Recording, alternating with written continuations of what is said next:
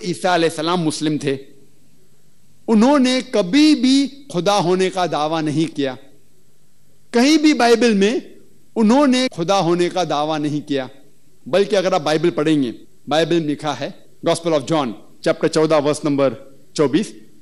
اس میں عیسیٰ علیہ السلام کہتے ہیں کہ جو کچھ آپ سن رہے ہیں وہ میرے الفاظ نہیں ہیں، خدا کے الفاظ ہے۔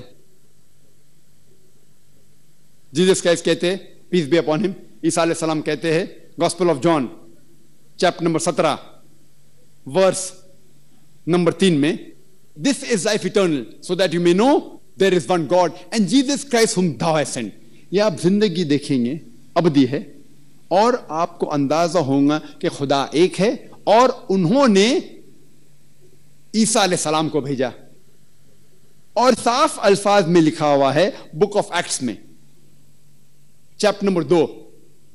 ورس نمبر 22 میں کہ ye men of Israel,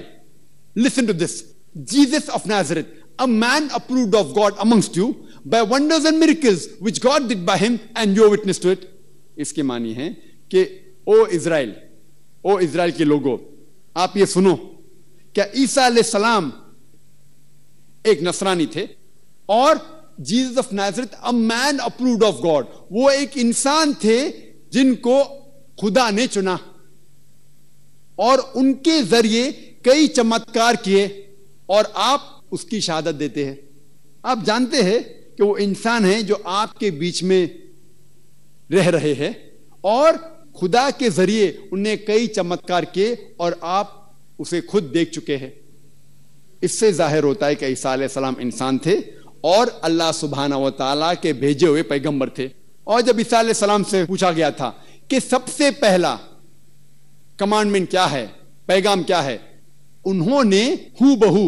جو موسیٰ علیہ السلام نے کہا تھا اس کو دہراتے ہیں۔ یہ لکھا ہوا ہے گاسپل آف مارک میں